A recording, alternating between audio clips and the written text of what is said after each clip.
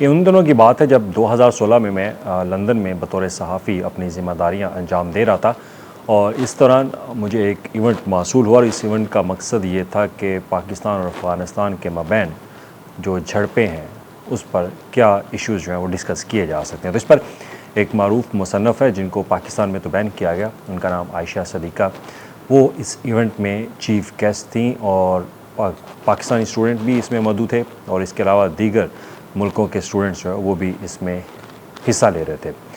तो खैर इस इवेंट की कवरेज की इजाज़त जो है वो ऑर्गेनाइज़र की तरफ से जो है वो दे दी गई, लेकिन बज़ाहिर टीवी पे तो ये चल नहीं सकती थी।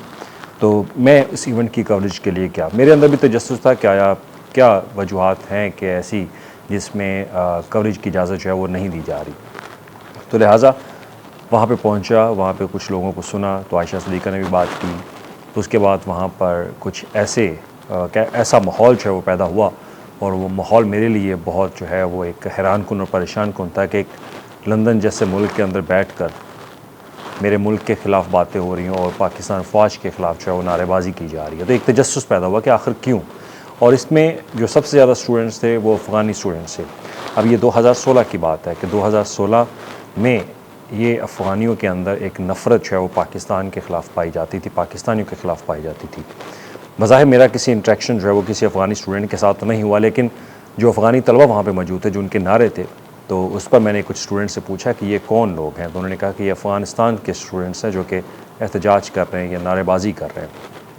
खैर ये तजस्सुस मेरे अंदर रहा कि आया क्या वजूहात है। फिर यही सिलसिला शुरू होता है कि 2023 में मैं चाइना में एक शंघाई के अंदर जिओतांग यूनिवर्सिटी है, वहाँ पर बतौर जर्नलिस्ट जो है वो एक डेलीगेशन के साथ वहाँ पे यूनिवर्सिटी को विज़िट करने गए। तो वहाँ कुछ स्टूडेंट के साथ हमारी जो है वो इंटरेक्शन हुई। तो बुनियादी तौर पर स्टूडेंट्स के साथ इंटरेक्शन इस तरह से कि हम मुख्तलिफ़ ममालिक से जर्नलिस्ट थे, तो वो एक जर्नलिज़म एक्सचेंज प्रोग्राम के तौर पर वहाँ पर गए। तो वहाँ पर हर मुल्क के यानी कि मैं अगर पाकिस्तान से हूँ तो पाकिस्तान से एक स्टूडेंट जो है वो कराची की, वो वहाँ पर मौजूद थी। तो इसी तरह दीगर मुल्कों के जो जर्नलिस्ट थे उनके मुल्कों के स्टूडेंट वो भी वहाँ पे सामने थे, तो उनके साथ इंटरेक्शन हो। तो वहाँ भी 2 स्टूडेंट्स अफ़गानिस्तान से थे, तो उनके साथ मेरी बातचीत हुई। पढ़े लिखे नौजवान, पीएचडी के स्टूडेंट्स, बहुत अच्छी सोच रखने वाले, लेकिन फिर वो भी पाकिस्तान के ख़िलाफ़ ही नज़रिया रखते हैं, पाकिस्तान फ़ौज के ख़िलाफ़ नज़रिया रखते थे। फिर तजस्सुस बढ़ा कि आया क्या वजूहात हैं कि क्यों अफ़गानी पाकिस्तान के ख़िलाफ़ इतने क्यों हैं। उसके बाद 2024 में मुझे इंटरनेशनल पब्लिक पॉलिसी मैनेजमेंट पढ़ने का मौका मिला चाइना के अंदर ही, बीजिंग में एक शिंघुआ यूनिवर्सिटी है, वहाँ पे मैं 1 साल स्टूडेंट रहा। तो वहाँ पे भी 2 अफ़गानियों के साथ मेरी इंटरेक्शन जो है वो हुई। वो भी यही उनका रवैया था पाकिस्तान के ख़िलाफ़, पाकिस्तानी फ़ौज के ख़िलाफ़। तो लिहाजा मेरे लिए तजस्सुस था कि आया क्या वजूहात हैं कि क्यों अफ़गानी पाकिस्तानियों के ख़िलाफ़ इतना क्यों बोलते हैं और वो नफ़रत क्यों पैदा होती जा रही है। और उसके लिए मैंने फिर कुछ रिसर्चेस जो है वो की, क्योंकि मेरा एक रिसर्च पेपर था सिक्योरिटी से रिलेटेड। तो उन दिनों मैं बहुत ज़्यादा रिसर्च जो है वो कर रहा था और पढ़ने का शौक़ भी था कि मिडल ईस्ट के अंदर, सेंट्रल एशिया के अंदर जो है वो सिक्योरिटी के जो रीज़न्स हैं वो बढ़ते जा रहे हैं, तो उसकी क्या वजूहात है। तो उन्हीं दौरान एक रिसर्च पेपर मेरे हाथ आया और उसको मैंने स्टडी भी किया। तो रिसर्च पेपर जो था वो एक बरतानवी स्कॉलर हैं, उन्होंने लिखा बाकायदा। 2018 के अंदर वो पेपर जो है उनका शाया भी हुआ। वो मुख्तलिफ़ किताबें भी लिख चुके हैं, उनका आगे मैं आपको बताऊंगा कि वो किन किताबों के ऊपर वो माहिरीन हैं और लोग उनकी किताबें पढ़ते भी हैं। तो खैर उन्होंने जो पेपर लिखा था उसका जो सब्जेक्ट था वो ये था कि the ड्यूरल line analysis of the legal status of the disputed Afghanistan Pakistan frontier, यानी कि एक जो हमारे दरमियान अफ़गानिस्तान और पाकिस्तान के दरमियान जो एक सरहद है जिसको ड्यूरल लाइन के नाम से हम सब जानते हैं और इसकी तारीख़ भी सब जानते हैं। मेरा ख्याल है कि इस पर अगर ज़्यादा बात ना भी की जाए तो ठीक है, लेकिन फिर भी क्योंकि अब हालात इस तरह से बढ़ के हैं कि हर बंदा ये जानना चाहता है कि आखिर अफ़गानिस्तान और पाकिस्तान के दरमियान मसाइल की असल वजह क्या है। तो मैं आपके सामने सिर्फ इस शख्स का एक मुकाला जो है वो रखूँगा, इसका जो रिसर्च पेपर है वो रखूँगा कि इसने इस पेपर के अंदर क्या लिखा। इस शख्स ने इस पेपर के अंदर जो बातें की हैं, इसमें यह भी है कि बाज़ औक़ात हम अपने जो मुसन्नफ़ होते हैं, मौरख़ होते हैं, जो तारीख़ लिखने वाले, हम उनको नहीं पढ़ते। तो बेहतर यही होता है कि आप किसी तीसरे शख्स की बात जो है वो सुने और अब उस पर एक ऐसा शख्स जो कि अनबाइस्ड हो, गैर जानबदार हो और उसकी जानबदाराना सोच जो है वो होनी चाहिए, गैर जानबदाराना सोच होनी चाहिए कि वो अनबाइस्ड हो के बात को लिखे, ना कि किसी एक मुल्क का मौक़िफ़ जो है वो सामने रखे। तो खैर इसलिए मैंने इसको मज़ीद बेहतर तरीके से पढ़ा भी और इसको चुना भी, उसका इंतखाब भी किया कि इसी शख्स को जो है वो पढ़ा जाए, देखा जाए और सुना जाए।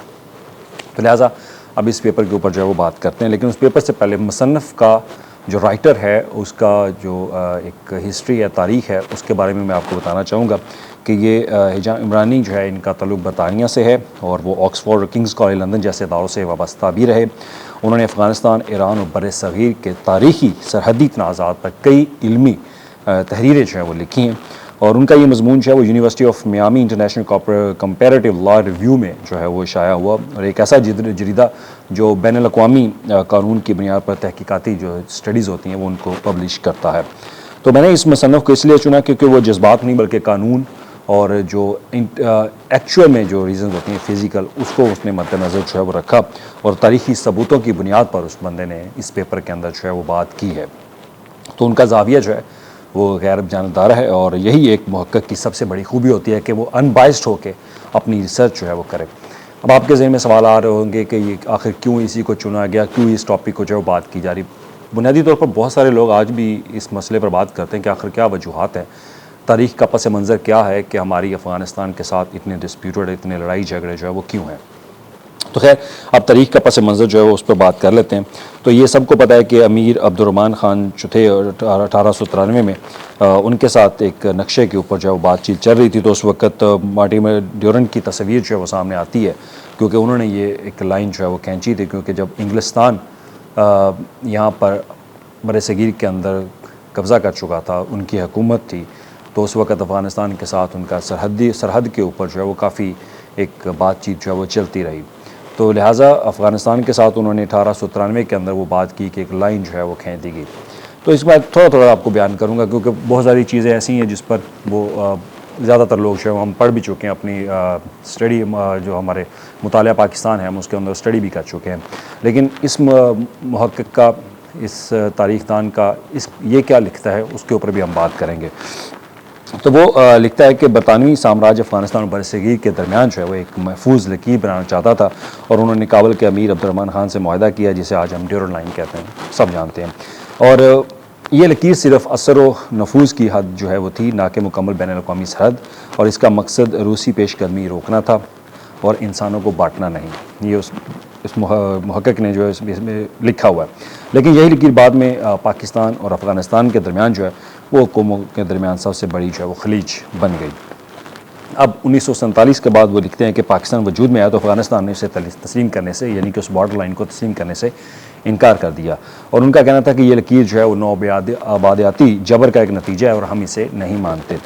अब 1949 में लोया जिरगा ने तमाम पुराने मुआहदात जो है वो मनसूख किए और पश्तूनिस्तान के क़याम की हमायत की। ये भी इस पेपर के अंदर लिखा है और पाकिस्तान ने उसके बरकस कहा कि हम बरतानवी हिंद के जानशीन हैं और यही कानून जो है वो सरहद। और इस पर बहुत ज़्यादा एक स्टडीज़ भी हैं कि जब किसी मुल्क के अंदर अगर कोई सरहद बना दी जाती है उसकी हुकूमत के दौरान, तो वही आइंदा अगर कोई बंटवारा भी हो जाता है तो वही सरहद जो है वो समझी जाती है। तो यूँ ये तनाज़ा जो है वो तारीख़ी मुआहदे से सियासी लड़ाई में जो है वो बदल गया। अब पाकिस्तान का मौक़िफ़ इस पे वाज़ेह है। पाकिस्तान का मौक़िफ़ ये है कि ये कानून जो है वो बैनुल-अक़वाम की कानून के तहत जो है वो पाकिस्तान का मौक़िफ़ इसको ज़्यादा मजबूत बनाता है। ये बात इसने अपने बाकायदा पेपर में लिखी है कि पाकिस्तान का मौक़िफ़ जो है वो कानून के मुताबिक बिल्कुल मजबूत है और इस पर किसी को अबहम जो है वो नहीं होना चाहिए। तो रियासती जानशीनी जो है वो स्टेट सक्सेशन, उसमें लिखा है कि पाकिस्तान बरतानवी हिंद का जायज़ जानशीन है, तो लिहाजा ड्यूरल मुआहदा उस तक मुंतकिल होता है। ये बाकायदा इसमें लिखा हुआ है। और उसके बाद एक हवाला देते हैं कि उती जो जुरिस है उसमें कहता है, ये असूल जो है वो कहता है कि आज़ादी के वक्त जो सरहदें मौजूद हों वो बरकरार रहती हैं और 1947 में ड्यूरल लाइन मौजूद थी, तो लिहाजा वो आज भी बैनुल-अक़वामी हैसियत रखती है। ये भी इसमें चीज़ जो है वो वाज़ेह है। तो इफ़ेक्टिव पोजेसन उस पर बात करते हैं कि जो मौसर कब्ज़ा था, तो पाकिस्तान ने सरहदी इलाकों पर मुस्तकिल इंतज़ामी कंट्रोल रखा, कवानीन नाफज किए, महसूलात वसूल किए और 2017 में इन इलाकों को आइनी तौर पर खैबर पख्तूनख्वा में ज़म किया। ये सब रियासती इख्तियारात के शाहिद हैं। अब अफ़गान मौक़िफ़ जो है वो क्या कहता है, वो कहते हैं, अफ़गानिस्तान कहता है कि यह मुआहदा जबर के तहत जो है वो हुआ। लेकिन इमरानी जो मुहक्किक हैं वो लिखते हैं कि 1893 के मुज़ाकरात आज़ादाना हुए थे और 1921 में अफ़गानिस्तान ने ख़ुद इसकी तजदीद की थी। उनके मुताबिक कानून पाकिस्तान के साथ है लेकिन सियासत अफ़गानिस्तान के साथ। ये फ़िक्रा भी उन्होंने लिखा। तो फसाद की जड़ बुनियादी तौर पर पाकिस्तान और अफ़गानिस्तान में यही एक लाइन है जो सरहदी झड़पें, बाढ़ और तालिबान दूर और इसमें कबायली इलाके जो है वो शामिल हैं। तो बेजाहिजान इमरानी जो है वो लिखते हैं कि असल लड़ाई जो है वो सरहद नहीं बल्कि एतमाद है। बरतानिया ने लकीर खींची मगर ज़ख़म जो है वो छोड़ दिया। अफ़गानिस्तान ने इसे कौमी गैरत का मसला बनाया और पाकिस्तान ने इसे सलामती की लकीर समझा। अब ये सरहद जो है वो ज़मीन पर नहीं बल्कि जहनों में मौजूद है। अब वो बात 2016 की जहन में आती है कि जब मैं एक इवेंट में मौजूद था तो वहाँ पाकिस्तान के ख़िलाफ़ नारेबाजी की जा रही थी, पाकिस्तान फ़ौज के ख़िलाफ़ जो है वो नारेबाजी की जा रही थी। तो यही मसला है कि अब वो लकीर जो है वो एक ज़मीन की लकीर नहीं बल्कि हमारे जहनों की एतमाद की लकीर बन चुकी है। हमारे जहनों में और एतमाद जो है वो इस तरह से भड़क चुका है कि हम अफ़गान जो है वो पाकिस्तान के ख़िलाफ़ हो चुके हैं। तो इस अदम एतमाद ने फिर क्या पैदा किया? दहशतगर्दी, स्मगलिंग पैदा की।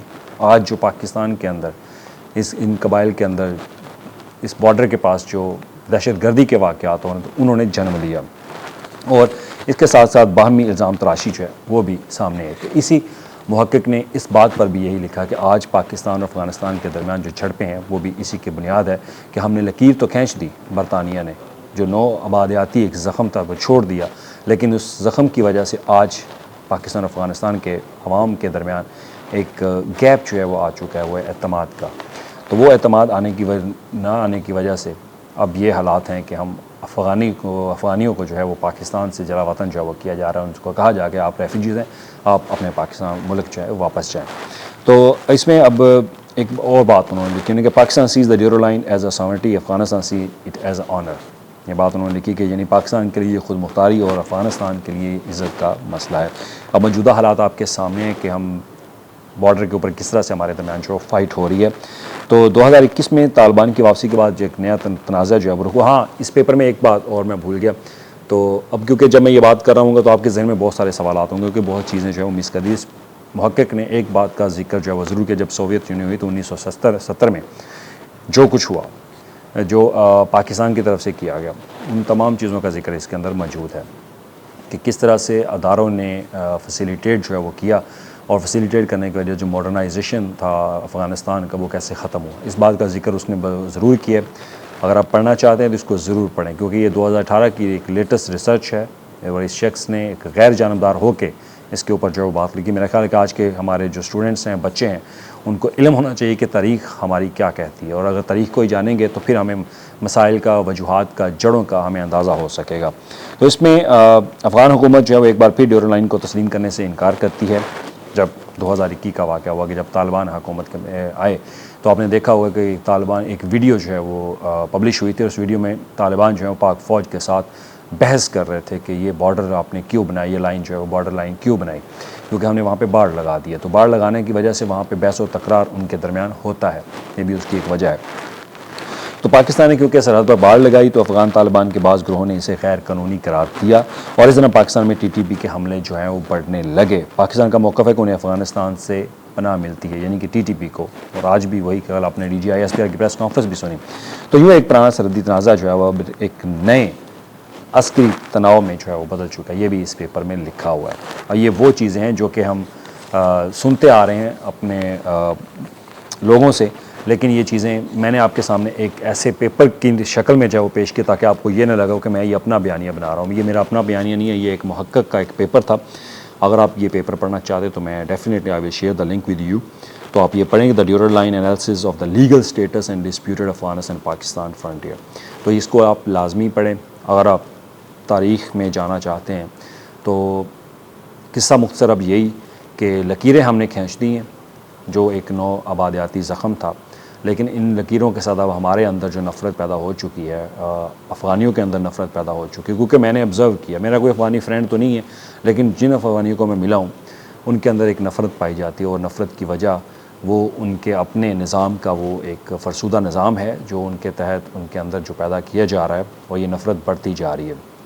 मैं इस बात पर कतई जिक्र नहीं करूँगा कि आज अफ़गानियों को क्यों यहाँ से पाकिस्तान से निकाला जा रहा है, मैं इस बात पर नहीं जाना चाहता। मैं उस तारीख़ पे जाना चाहता हूँ जो हमारी एक रीज़न थी, तो उस पर हम बात करेंगे। तो उसी पर मैंने आपको बात की, एक तहकीक आपके सामने रखी, लेकिन हमें करना क्या है, ये एक मुहक्किक ने बड़ी इंपॉर्टेंट बात की कि जब जहनों के अंदर नफ़रत पैदा हो जाए तो उस नफ़रत को दूर करने के लिए बेहतर है कि बातचीत शुरू की जाए। अगर बातचीत शुरू की जाएगी तो हमारी सरहदों में फ़ासले तो ज़रूर हैं, लेकिन जहनों में नफ़रत जो है वो उसको दूर किया जा सकता है। शुक्रिया।